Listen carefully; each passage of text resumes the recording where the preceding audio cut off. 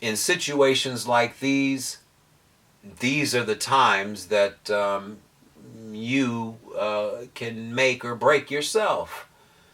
These are the times that will make you stronger internally as a person, spiritually as a person. It will make you stronger when you allow yourself to go through that fire.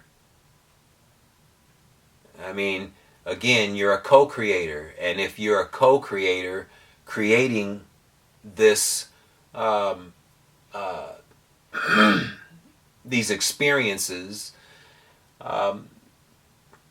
you have all the wherewithal to bring yourself out the same way you brought yourself in. Use it as a learning tool as you take yourself out of this situation.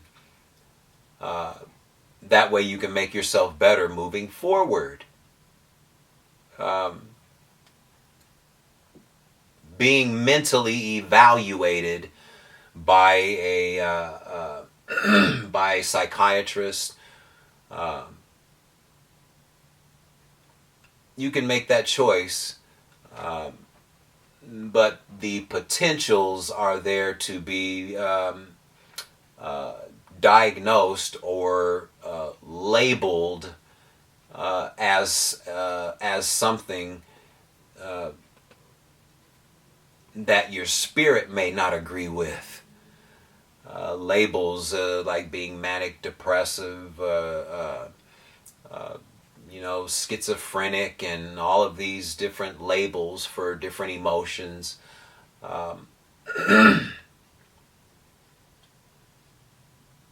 The potential backlash on the spirit, because when there is a clinical diagnosis of not being able to control certain emotions, many people believe, or they begin to believe, that that's who they truly are. If there's a diagnosis of being bipolar, or if there's a diagnosis of having some form of anxiety, or calling it a disorder, many people start to believe that about themselves. And this kind of chemistry permeates your entire being. And over time, some people truly believe that that's who they are. And when you meet them, they tell you that's who they are. I'm bipolar. I've been diagnosed as being bipolar. I've been diagnosed for having a social anxiety disorder.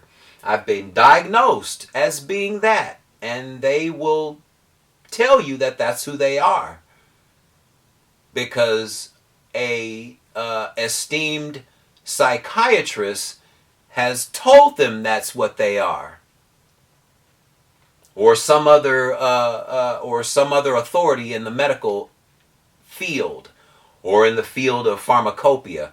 Someone told them that they have such and such disorder. And they believe it.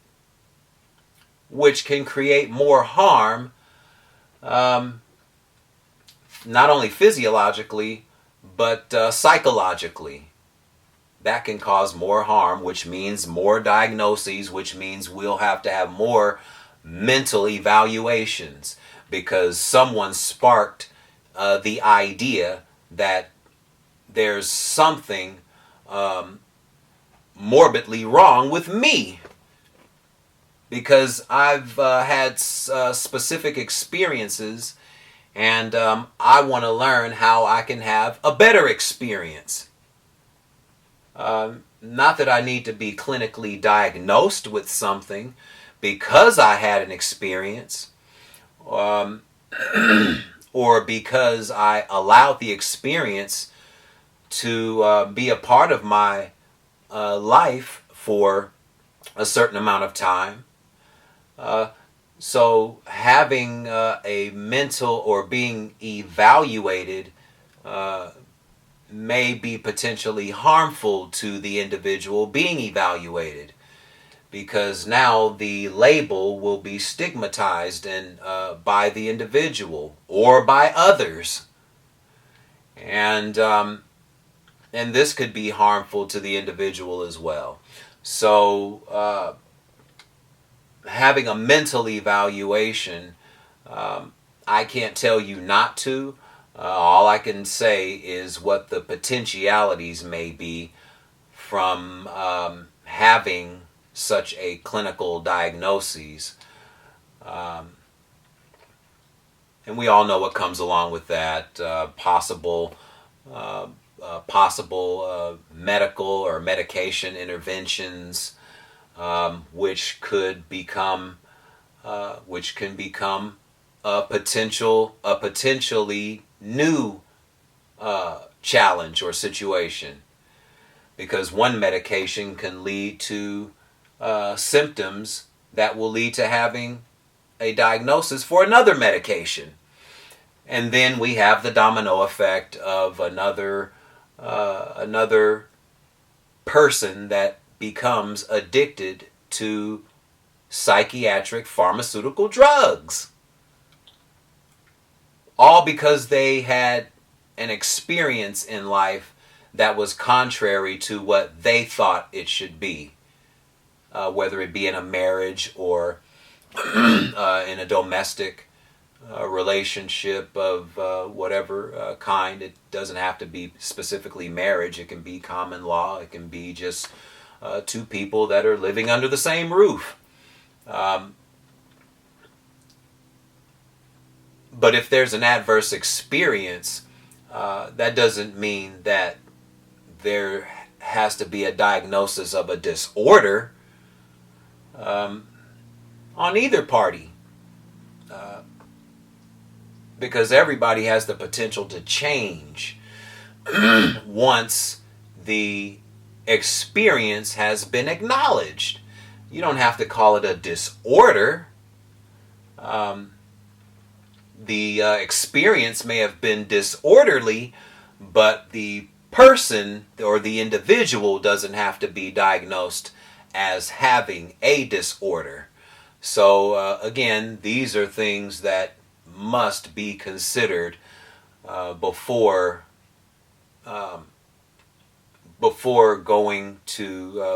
possibly allowing yourself to be mentally evaluated by an institution. So just think about those things. Again, all of this is coming from a holistic way of thinking, or coming from the thinking by way of holistic teachings. Because all of this is coming from the human brain. All of this is coming from the human brain. All experiences are rendered by way of how the brain perceives information and how we respond to it. So a domestic being in a domestically violent relationship will only be contingent upon what the thought and emotional process has been over a lifetime. I mean, if there's been a pattern of abuse from either parent or the environment, it doesn't have to be the parent, just the environment, where there is physical abuse, then yes, we're going to have potentially a child that will grow up thinking that physical violence is the answer to settle all disputes. And once we start having that notion, then there is the potential for having an abuse or abuser or an abusive person amongst society. So these are the things that, again, have to be considered at all times, because all of us can be better. Not only the abused, but the abuser can also be better or become better and learn from their errors. And learn from their errors.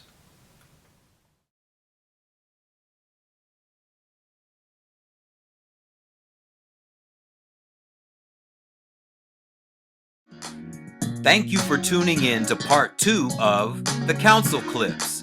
If you believe Holistic Life Counsel is right for you, schedule your sessions today by contacting Kennetic-Fit and Wellness at area code 562-306-8944. Be sure to visit the Kennetic-Fit and Wellness YouTube channel at Kennetic-Fit and Wellness Info, where you can view your favorite videos, including the best of Aim to Purpose, the radio show.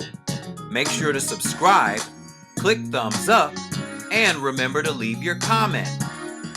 Kennetic-Fit and Wellness. Mental attitude first.